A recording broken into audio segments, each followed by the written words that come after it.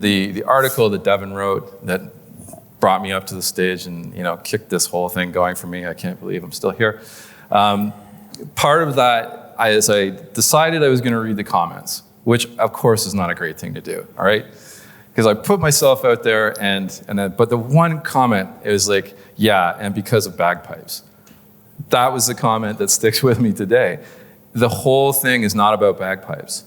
It's about the symbology and what that actually means and whether or not that actually creates tension, right? So it's not about the act or the symbol itself, it's everything else that's around it. And we have to start to just interrogate that and see, is it actually creating an issue?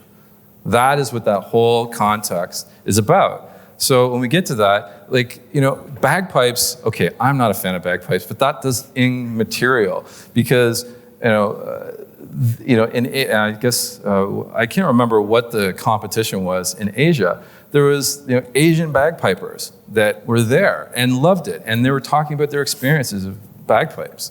Yeah. So it's not that all these traditions have to be removed and eradicated. They just have to be interrogated.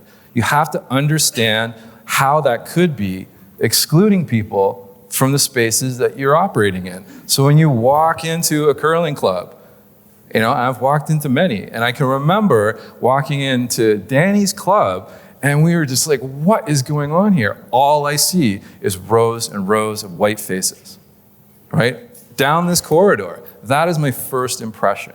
So all we're saying is interrogate those things, challenge those. Maybe there's spaces to change. You could, when you get people of color into your club, sprinkle a few faces up there. But when you get them, I'll pass it over to you. Oh, but sorry, just on the pictures though, they have to be genuinely people who are at your curling facility. Don't use stock photos, don't just throw up pictures. In your advertising, don't just find black and brown faces from the internet and say, because when I show up at your club and that person is not there, I'm gonna question you as to why. Yes, so I just had to throw that in there about when you're sprinkling up photos. Well, and remember when I said that I too am still learning?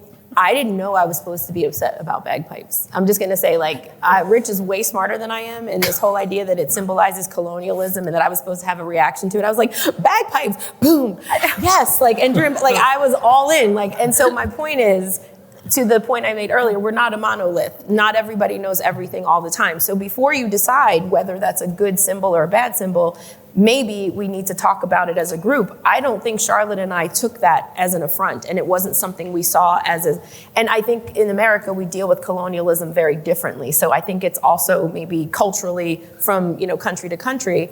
But that is the least of my problems, right? The bagpipes is not the thing I'm sweating, right? Play the bagpipes, put up the white boards of directors.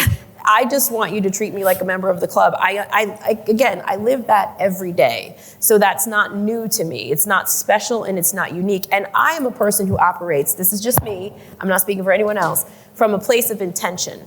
When people approach me, it's about the intent. If you mean well, and you make a mistake, it's very different than if you approach me from a negative place. So I think there's a spirit of generosity around how to do this and how to navigate this. But honestly, until I met Rich, I didn't know. And I'm a little bit ashamed sometimes, but I like the bagpipes. We can't get rid of those. So I'm on that team, and I don't know the answer. I just know that having more people in the clubs who look like us at the table when you're discussing what offends and what doesn't will be the best way to find out, right?